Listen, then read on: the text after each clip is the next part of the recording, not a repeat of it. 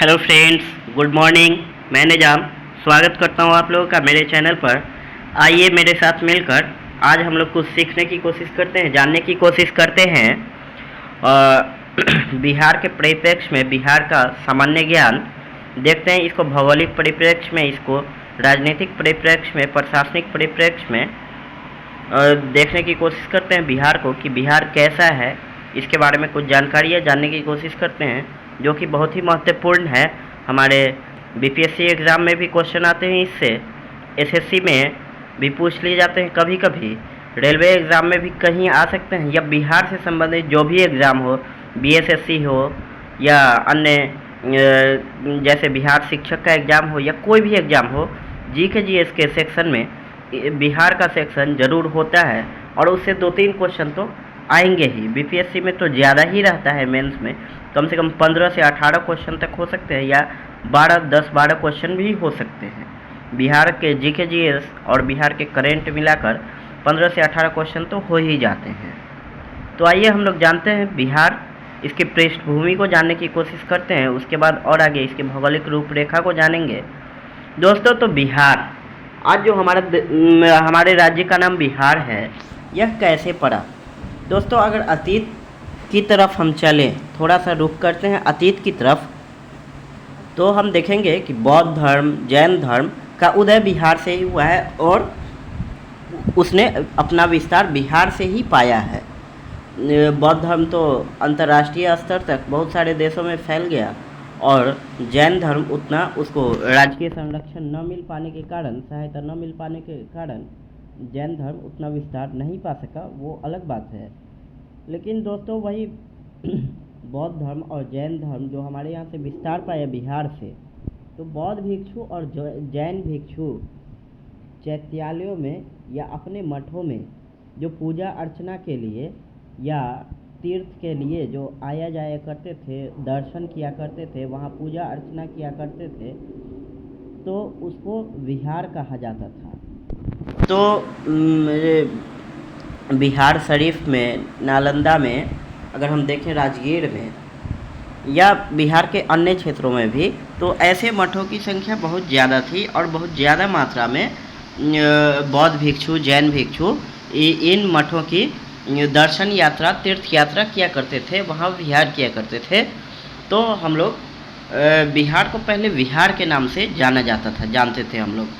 लेकिन कालक्रम में बढ़ते बढ़ते परिवर्तन का दौर आया, और जब तुर्कों मुस्लिमों का आक्रमण हुआ बिहार पर, तो बख्तियार खिलजी, आप लोग वाकिफ़ होंगे उससे, जिसने पूरे नालंदा को जला दिया और बौद्ध मठों को पूरा तहस नहस कर दिया, उजाड़ दिया।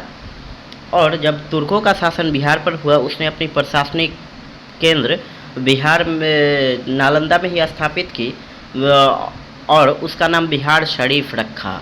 दोस्तों, शरीफ का मतलब होता है अरबी भाषा में प्रतिष्ठित, है ना। तो तुर्क लोग किसी भी चीज़ को जहाँ पर देखते थे कोई प्रतिष्ठित चीज़ है, वस्तु है, कद्र के लायक है, तो उसको सम्मान देते थे और सम्मानपूर्वक उसका नामकरण किया करते थे। तो इसीलिए जैसे कुरान एक प्रतिष्ठित बुक है, हॉली बुक है, तो कुरान शरीफ, उसी तरह से बिहार उन्होंने देखा, वो राजनीतिक कारणों से उन्होंने हस्तगत करने के लिए क्षेत्रों को जला दिया या बहुत कुछ किया, तहस नहस, बहुत अमानवीय हरकत किया, जो कि कभी भी माफ़ी के लायक नहीं है। लेकिन उसका नामकरण बिहार शरीफ किया, क्योंकि वह पूजनीय भूमि है, और है भी पूजनीय। और बिहार का नक्शा जो है, हम देखें तो धीरे धीरे बदलता गया, बढ़ता गया।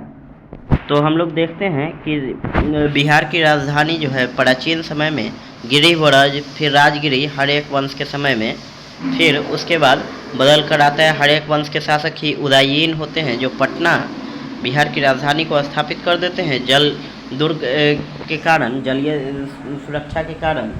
उसके बाद हम देखते हैं, तो कालक्रम में आगे बढ़ते बढ़ते जब मध्यकाल में फिर आते हैं, तो शेर शाह, हाँ, एक बार बिहार की राजधानी जो होती है, या मगध की राजधानी उस समय के हैं, तो वैशाली भी हस्तांतरण किया जाता है कालाशोक के द्वारा।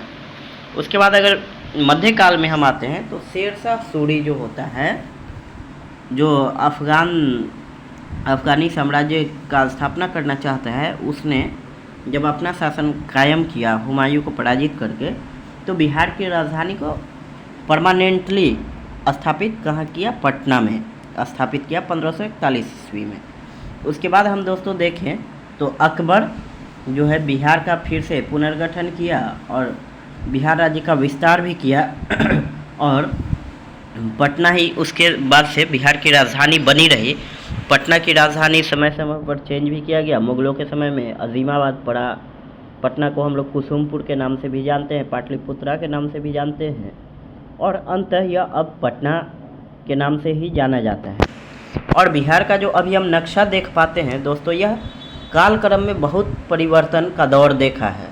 अगर हम देखें प्राचीन समय में मगध महाजनपद, अंग महाजनपद, उसके बाद विदेह या मिथिला, वज्जी संघ, इधर देखें लिच्छवी संघ, ये सब मिलकर जो है बिहार को प्रदर्शित करते हैं अभी। उसके बाद देखें हम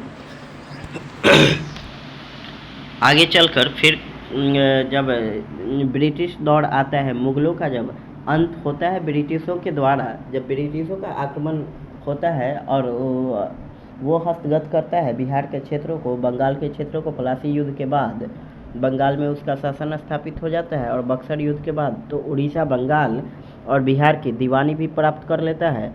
यहाँ से वित्तीय राजस्व भी इकट्ठा करने लगता है। तो फिर उसने क्या करता है,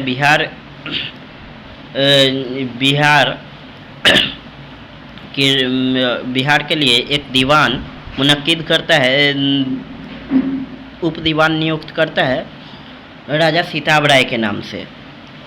और दोस्तों चूँकि बिहार पर बंगालियों का वर्चस्व स्थापित होने लगता है, बिहार को बंगाल में एक साथ मिला दिया जाता है अंग्रेज़ों के द्वारा, तो बिहार में बंगालियों का वर्चस्व स्थापित हो जाता है, जो कि किसी को भी स्वीकार्य नहीं होगा कि हमारे क्षेत्रों में किसी दूसरे का वर्चस्व हो और हमें ही हीन भावना से देखा जाए। तो कुछ इस तरह बिहारियों के साथ होता था। तो क्या होने लगा आगे चलकर कि कुछ उच्च शिक्षा प्राप्त और दूरदर्शी नेता हमारे जैसे कि सच्चिदानंद सिन्हा, महेश नारायण सिंह, ये सब बिहार विभाजन को लेकर अपने बिहार के गठन को लेकर मांग करने लगे। और अंततः 1912 में हम देखते हैं जब दिल्ली दरबार स्थापित होता है, 12 दिसंबर 1911 को पटना में जॉर्ज पंचम आते हैं तो घोषणा कर देते हैं। 1912 में यह घोषणा हो जाती है कि बिहार अब स्वतंत्र प्रांत बनेगा। और इसका ऑफिशियल अधिसूचना जो होता है, राजकीय अधिसूचना जो कब जारी की जाती है, 22 मार्च 1912 को। तो दोस्तों इसीलिए हम लोग 22 मार्च को बिहार दिवस मनाते हैं। और 1 अप्रैल 1912 से बिहार विधानसभा सचिवालय कार्य करना अपना प्रारंभ किया था। दोस्तों यह क्वेश्चन बीपीएससी द्वारा पूछा गया है अभी हाल ही में 67वीं या 68वीं के एग्ज़ाम में कि बिहार विधानसभा सचिवालय कब से कार्य करना प्रारंभ किया था, इस तरह का क्वेश्चन था। तो 1912 से, 1 अप्रैल 1912 से। तो उस समय बिहार का जो विभाजन किया गया तो उड़ीसा बिहार के साथ ही था। 1 अप्रैल 1936 को उड़ीसा को भी बिहार से अलग कर दिया जाता है, इसीलिए उत्कल दिवस या उड़ीसा दिवस 1 अप्रैल को गठित किया जाता है, मनाया जाता है। और उसके बाद फिर हम देखें तो बिहार के 46% लगभग दक्षिणी क्षेत्र को अलग कर अलग झारखंड राज्य का गठन किया जाता है। 15 नवंबर 2000 को अलग राज्य का गठन किया जाता है। और अभी वर्तमान में अगर हम देखें तो अब वर्तमान में बची हुई जो राज्य क्षेत्र है वही बिहार है अब हमारे पास। झारखंड के विभाजन के बाद बिहार को बहुत ही दुश्वारियों का भी सामना करना पड़ा, क्योंकि सारे खनिज क्षेत्र, उद्योग क्षेत्र ज़्यादा अच्छे झारखंड को स्थानांतरित हो गए और बिहार में जलीय क्षेत्र ही ज़्यादा बचे। तो खनिजों की यहाँ कमी हो गई और खनिज संपदा किसी भी राज्य के विकास के लिए बहुत ही ज़रूरी होता है, वित्तीय संपन्नता के लिए दोस्तों। तो चलिए बहुत समय ले लिए हम, अब आगे चलते हैं।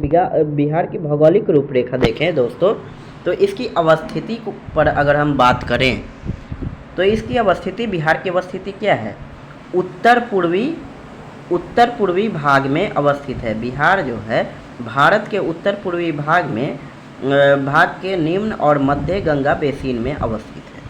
बिहार कहाँ है, भारत के उत्तर पूर्वी भाग में गंगा मैदान में स्थित है।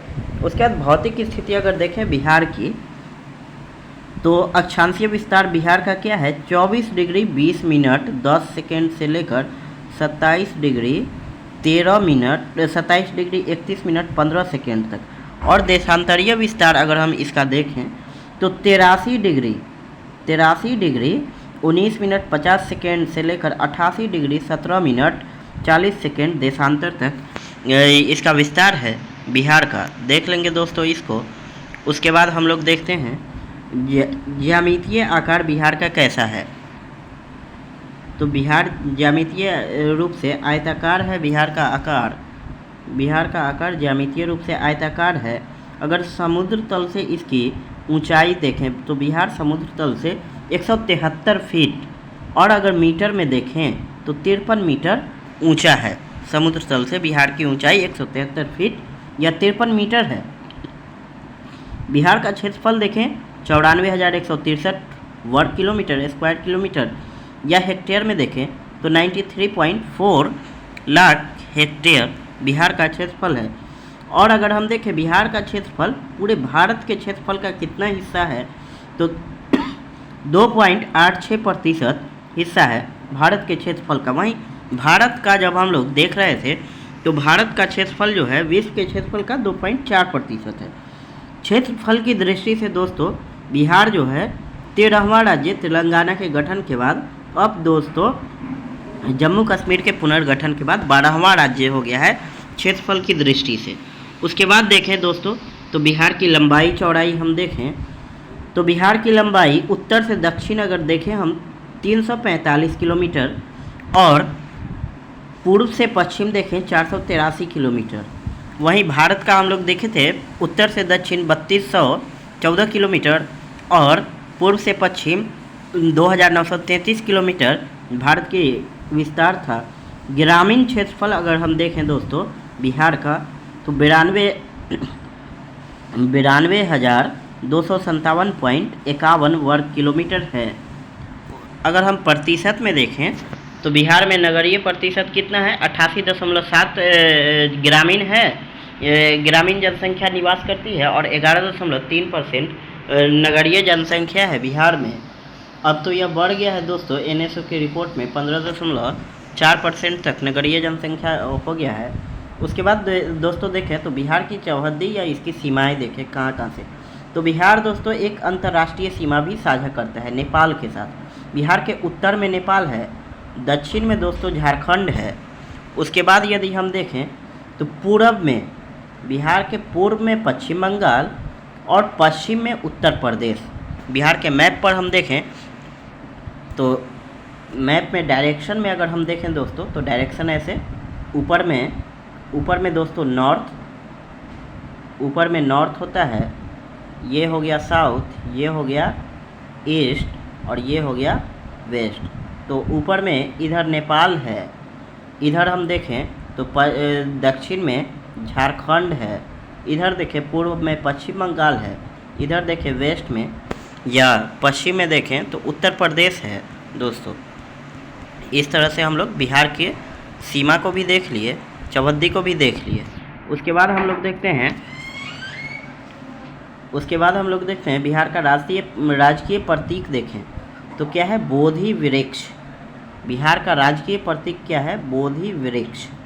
बौद्ध धर्म यहीं से उदय पाया था, और बोधि वृक्ष इसलिए राजकीय वृक्ष लिया गया है बिहार का क्योंकि गौतम बुद्ध को बुद्धिस्ट की प्राप्ति कहाँ से हुई थी, बोधि वृक्ष के नीचे फल्गु नदी के किनारे, जिसको निरंजना के नाम से भी जाना जाता है।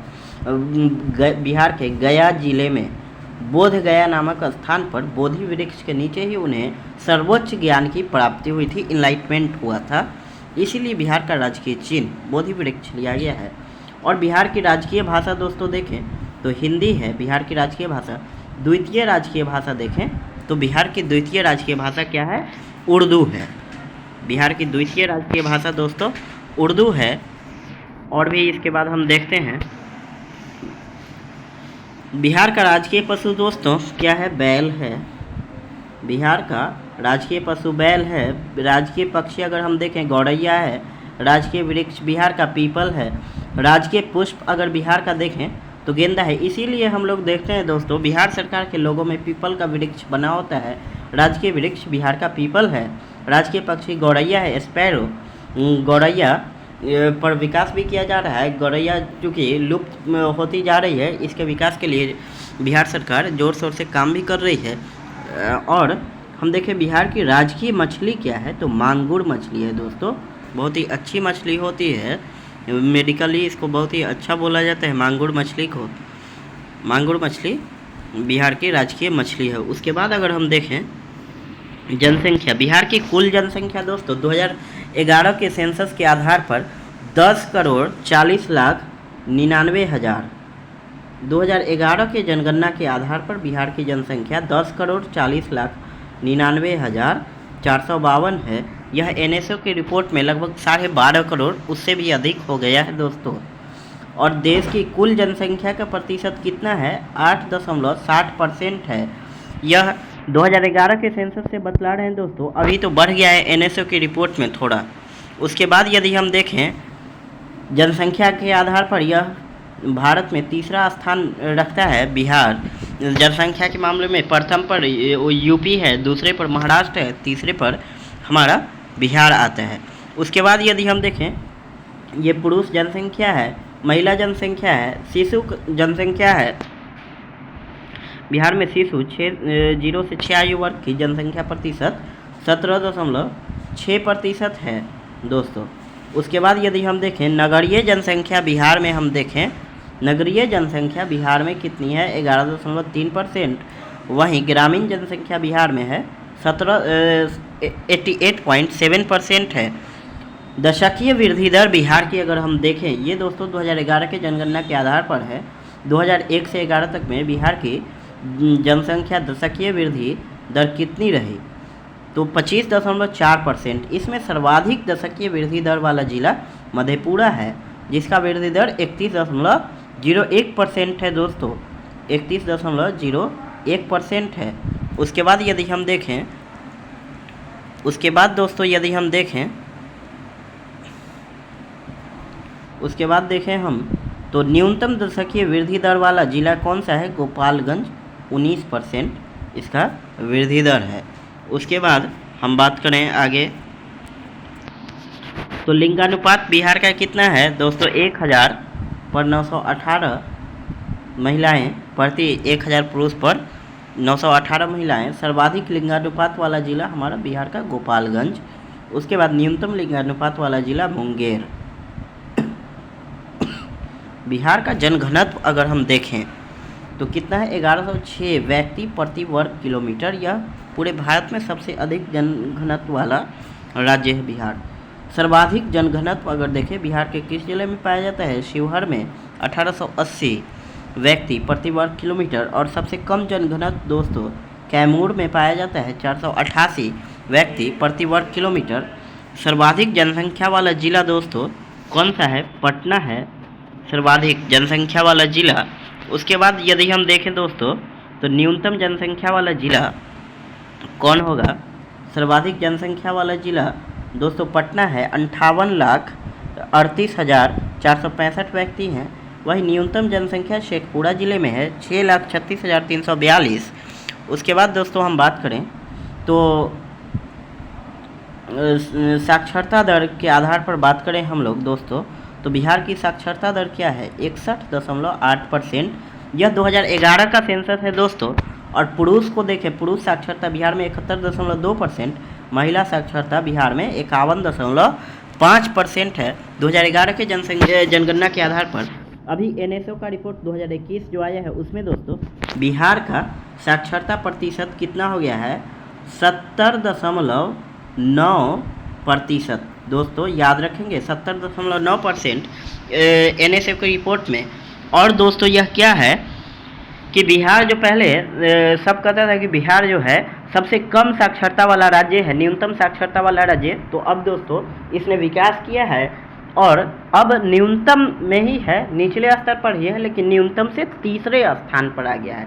सबसे नीचे आंध्र प्रदेश, उसके बाद राजस्थान, तब आता है बिहार का स्थान। तो बिहार दोस्तों कुछ विकास किया है और दोस्तों विकास क्रम आगे भी चलता रहेगा और हम लोग आगे भी पहुंचेंगे, हमारा साक्षरता दर आगे भी बढ़ेगा और हम केरल जैसे राज्यों तक भी कामना करते हैं कि बिहार की साक्षरता दर पहुंचे और हमारे बिहार का विकास हो। केरल का साक्षरता दर दोस्तों अभी NSO की रिपोर्ट में 96.2% है केरल का साक्षरता दर, अगर हम देखें तो।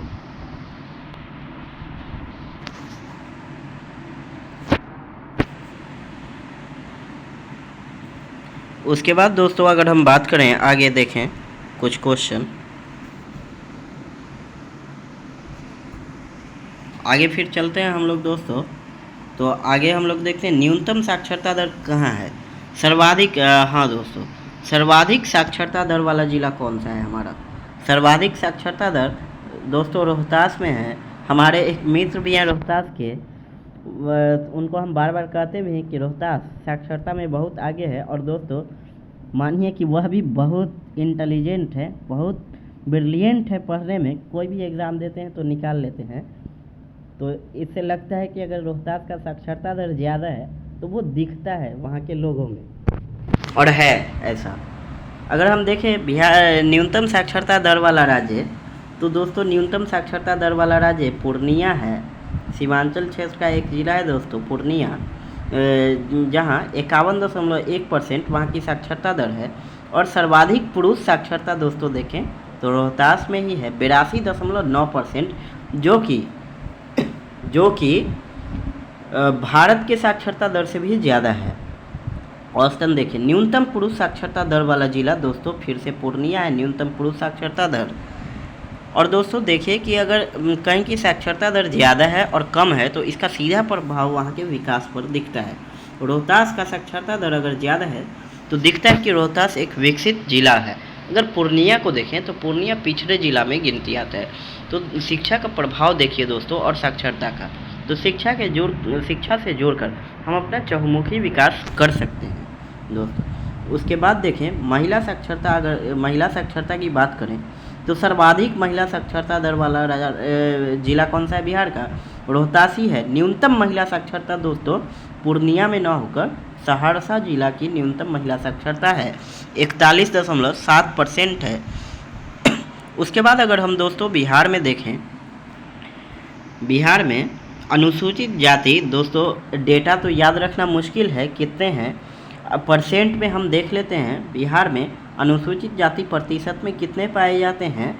15.9% बिहार में अनुसूचित जातियों की जनसंख्या है।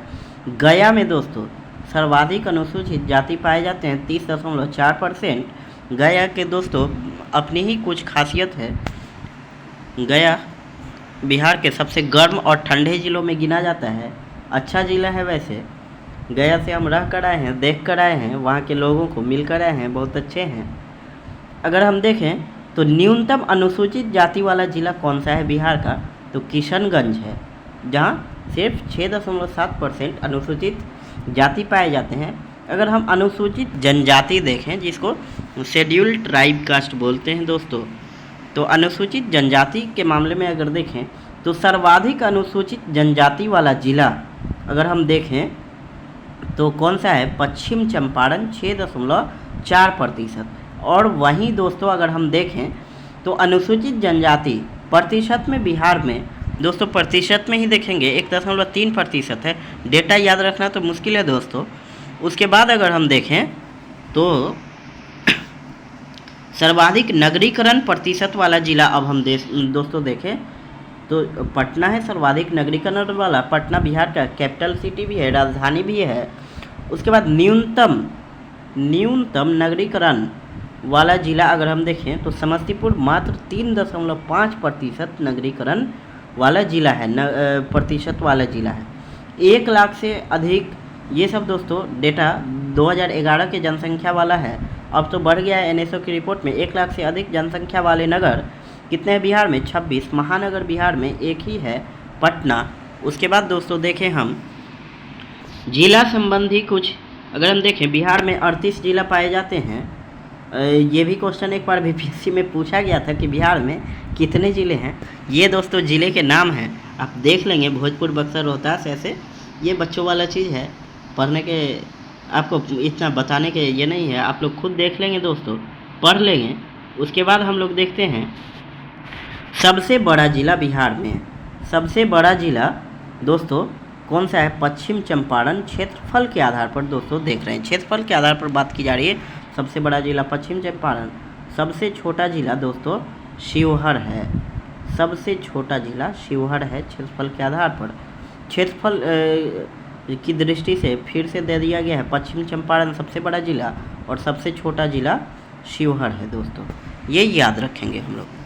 अब देखिए प्रशासनिक परिचय बिहार का देख लें, जल्दी जल्दी हम लोग स्पीड थोड़ा बढ़ाते हैं। तो बिहार की राजधानी पटना है। उच्च न्यायालय बिहार का पटना में स्थित है। उसके बाद हम देखें दोस्तों तो प्रमंडल बिहार में कुल 9 हैं। बिहार में प्रमंडलों की संख्या कितनी है? 9 है दोस्तों। पटना, मगध, सारण, तिरहुत, दरभंगा, कोसी, पूर्णिया, मुंगेर व भागलपुर।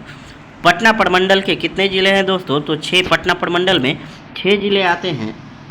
देख लेंगे दोस्तों कौन कौन से ज़िले हैं।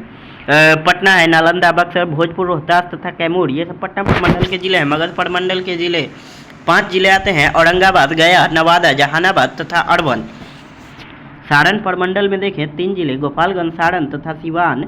तिरहुत प्रमंडल के ज़िले देखें दोस्तों तिरहुत प्रमंडल के ज़िले देखें दोस्तों तो 6, सीतामढ़ी, शिवहर, मुजफ्फरपुर, वैशाली, पूर्वी चंपारण तथा पश्चिम चंपारण। दरभंगा प्रमंडल के ज़िले दोस्तों देखें तो मधुबनी, दरभंगा तथा समस्तीपुर 3 ज़िले आते हैं। कोसी प्रमंडल में 3 ज़िले, सहरसा, सुपौल तथा मधेपुरा। पूर्णिया प्रमंडल में 4 ज़िले, पूर्णिया, अररिया, किशनगंज तथा कटिहार। मुंगेर प्रमंडल में 6 ज़िले दोस्तों आते हैं। मुंगेर प्रमंडल में देखें तो 6 ज़िले, मुंगेर, जमुई, लखीसराय, शेखपुरा, खगड़िया तथा बेगूसराय। भागलपुर प्रमंडल में 2 ज़िले आते हैं, भागलपुर, बांका। बिहार में एक ऐसा मात्र एक प्रमंडल जिसमें 2 ज़िले आते हैं, भागलपुर, अंग प्रदेश दोस्तों। और भागलपुर रेशम उत्पादन के लिए प्रसिद्ध है। और यहाँ जो है बिहुला बिसाड़ी यहाँ की चित्रकारी भी प्रसिद्ध है। और भागलपुर के जर्दालू आम को जीआई टैग भी दिया गया है। और बांका में मंदार पर्वत पर मेला लगता है दोस्तों, बंसी मेला फेमस है। और बांका में दोस्तों मंदार पर्वत पर बिहार सरकार जो है रोपवे का निर्माण भी कराने जा रही है। रोपवे का निर्माण बिहार में 6 जगह, अभी राजगीर में है सिर्फ, नालंदा जिला में रोपवे, कैमूर में, बांका में, गया के बराबर क्षेत्रों में, गया पहाड़ी पर, गया के कई क्षेत्रों में विस्तार किया जाएगा, बनाया जाएगा दोस्तों। रोपवे का विकास किया जाएगा, बिहार सरकार करेगी। उसके बाद दोस्तों अगर हम देखें अनुमंडल कितने हैं बिहार में, तो 101 अनुमंडल हैं। सामुदायिक विकास खंड या प्रखंड बिहार में 534 है। नगर समूह दोस्तों अब बढ़ गया है, 14, ये पहले का डाटा दिया गया है लेकिन अब लगभग 17 या 19 हो गया है दोस्तों, देख लीजिएगा आप लोग एक बार। उसके बाद दोस्तों देखें अगर हम तो दोस्तों आगे हम लोग देखने की कोशिश करते हैं। राजस्व ग्राम की संख्या दोस्तों 45,000 कुछ हो गया है दोस्तों, आप लोग इसको देख लीजिएगा। ये पुराना डाटा है, पुराना भी पूछा जा सकता है, नया भी, तो नए से अपडेट रहेंगे। पुलिस जिला बिहार में 44 है, देखें तो 40 सिविल पुलिस जिला है तथा 4 रेलवे पुलिस जिला है बिहार में। 44 में 40 सिविल पुलिस और 4 railway police. Police station Bihar में 853 है, 813 सिविल पुलिस है। उसके बाद 40 रेलवे पुलिस स्टेशन है बिहार में दोस्तों। उसके बाद देखें बिहार में अब लोकसभा संबंधी, तो बिहार में लोकसभा की कितनी सीटें हैं? 40 सीटें हैं। और लोकसभा के लिए अनुसूचित जाति के लिए आरक्षित सीट कितनी है बिहार में? 6, गोपालगंज में, हाजीपुर में, समस्तीपुर में, जमुई में, गया में तथा सासाराम में। दोस्तों हाजीपुर से तो रामविलास पासवान जी, स्वर्गीय रामविलास पासवान जी वहाँ से दोस्तों कितना ही बार लोकसभा सांसद बने हैं। अभी उनके भाई माननीय पशुपति पारस जी जो कि खाद्य प्रसंस्करण उद्योग मंत्री भी हैं, वो वहाँ से अभी सांसद हैं।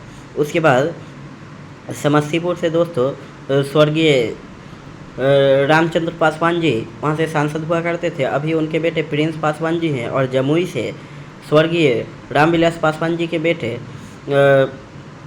उनका नाम क्या है दोस्तों, चिराग पासवान जी सांसद हुआ करते हैं। उसके बाद गया, सासाराम है, गोपालगंज भी सीटें हैं। अनुसूचित जाति के लिए लोकसभा में कितनी सीटें आरक्षित हैं? 6 में, तो 40 में तो 6। राज्यसभा की सीटें कितनी हैं बिहार में दोस्तों?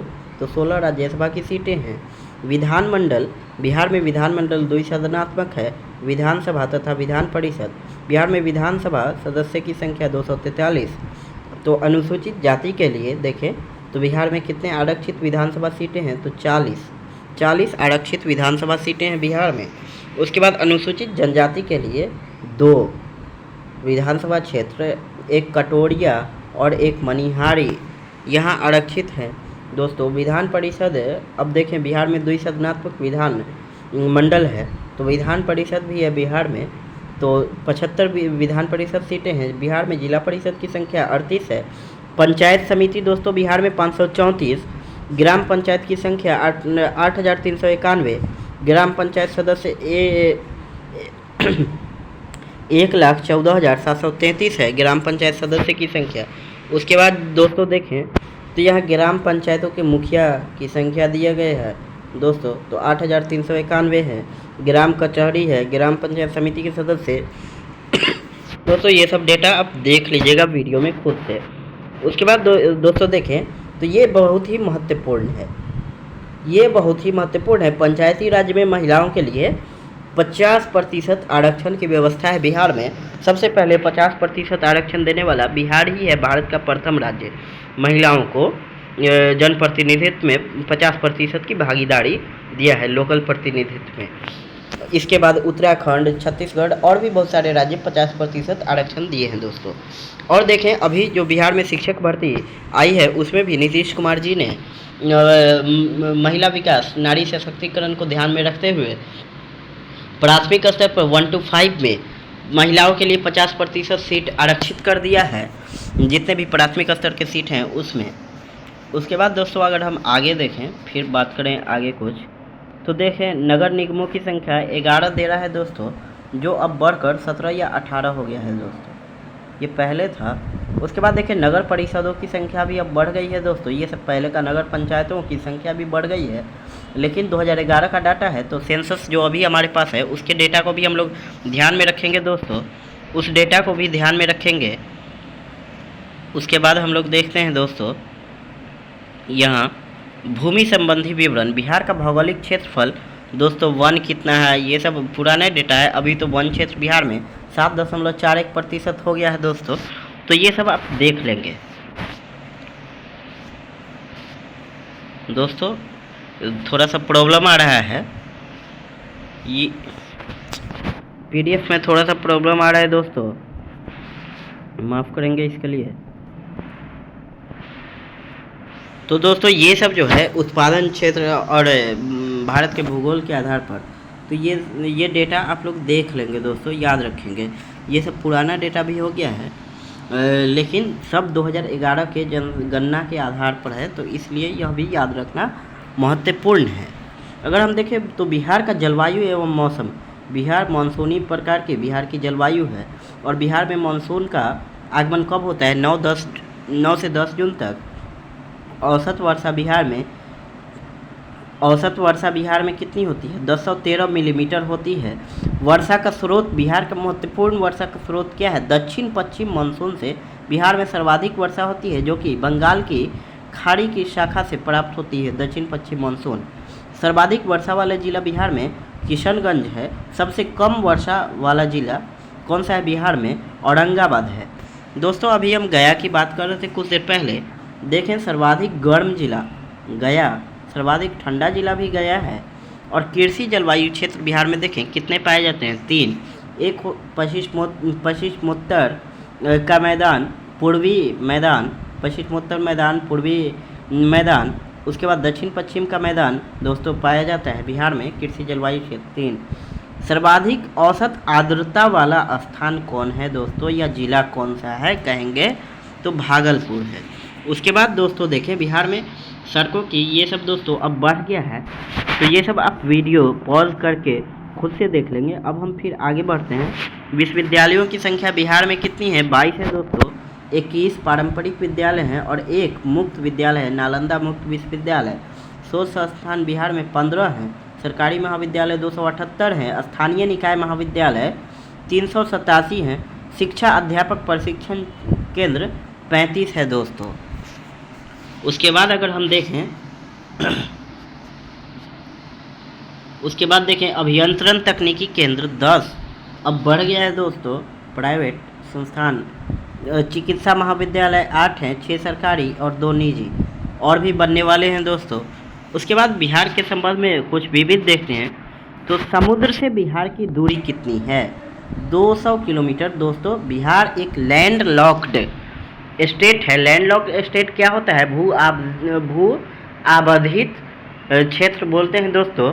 तो जिसका संपर्क इससे समुद्र से, समुद्री किनारे से, समुद्र तट से नहीं हो, या जिसकी अपनी समुद्र तट रेखा नहीं हो, उसको लैंड लॉक्ड स्टेट बोलते हैं या लैंड लॉक्ड भूमि बोलते हैं। दोस्तों बिहार की दूरी समुद्र से 200 किलोमीटर है।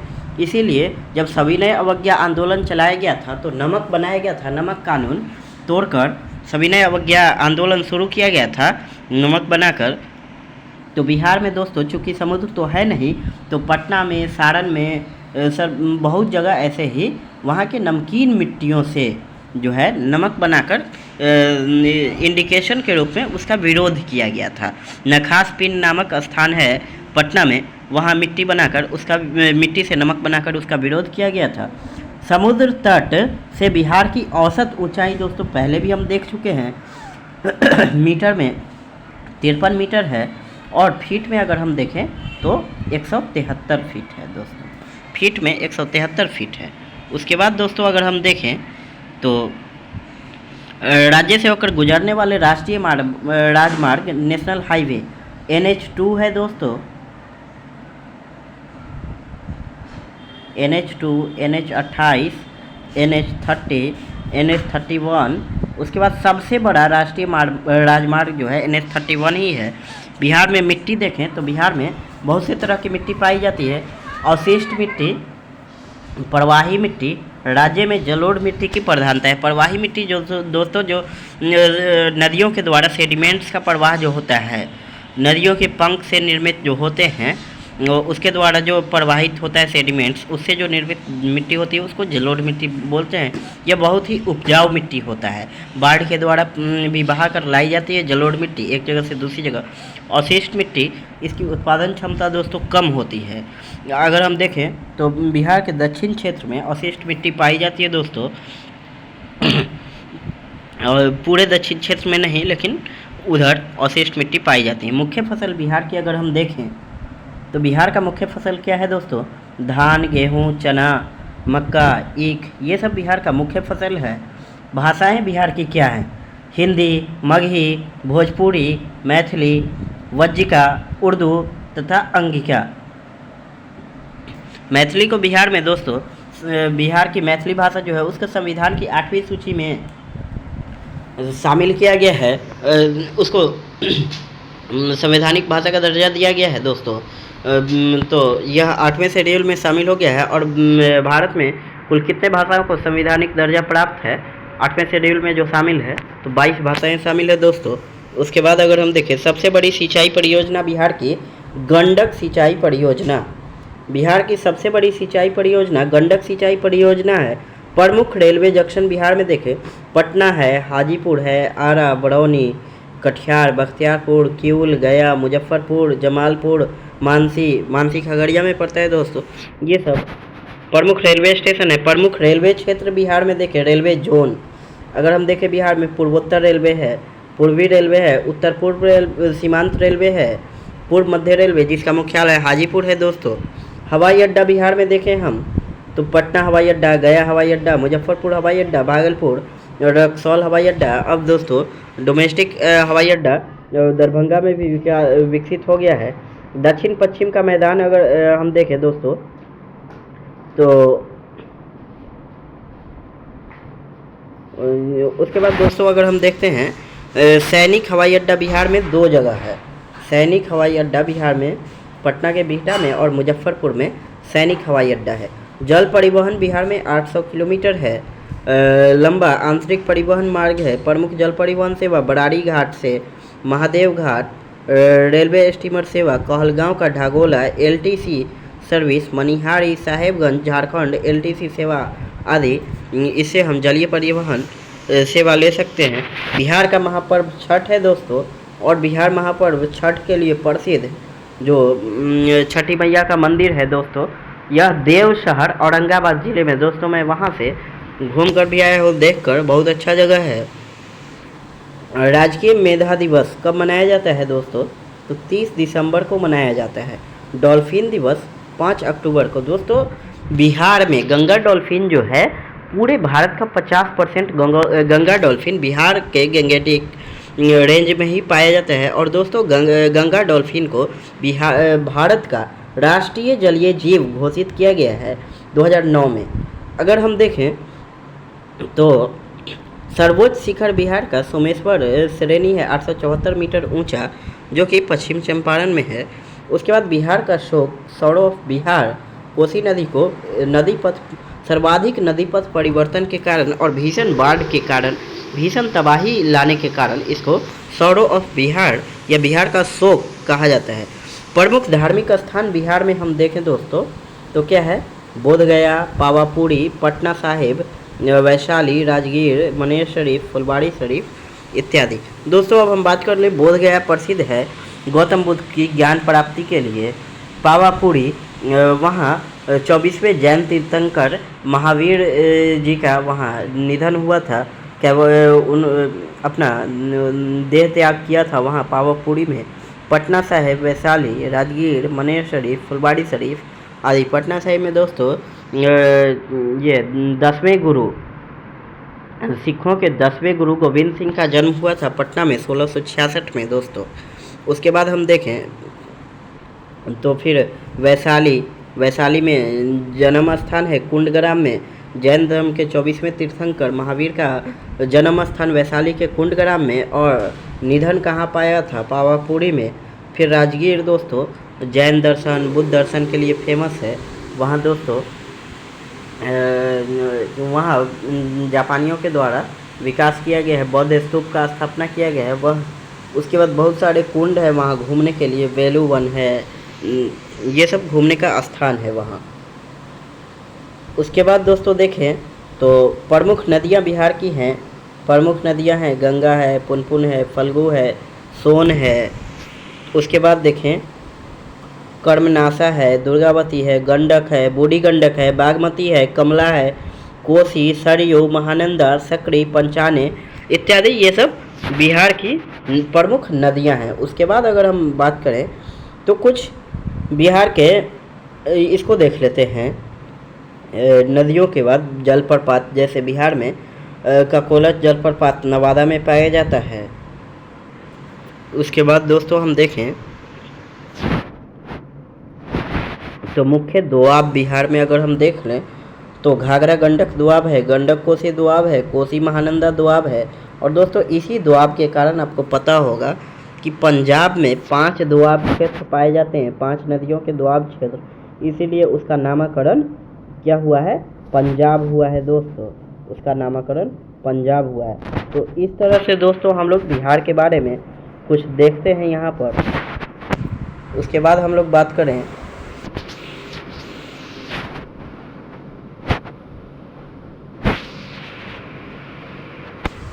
तो दोस्तों ये रहा हम लोगों ने कुछ बिहार से संबंधित जानकारी। यहाँ पर देखिए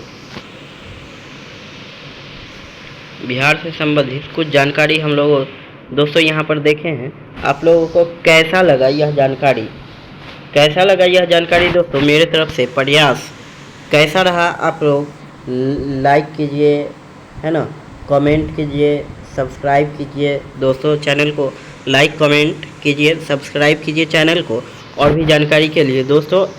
अब हम लोग अगले नेक्स्ट वीडियो में भूगोल, भारत का भूगोल पार्ट 2 लेकर आएंगे, जो कि भारत की अवस्थिति को हम लोग देख रहे थे, उसका पार्ट 2 वीडियो अपलोड किया जाएगा बहुत जल्द ही दोस्तों। तो हमें आप लोगों के मोटिवेशन की ज़रूरत है वीडियो बनाने के लिए दोस्तों। आप लोगों के लिए मेहनत कर रहे हैं, तो थोड़ा आप लोग भी हमें सपोर्ट कीजिए, मोटिवेट कीजिए। थैंक यू दोस्तों।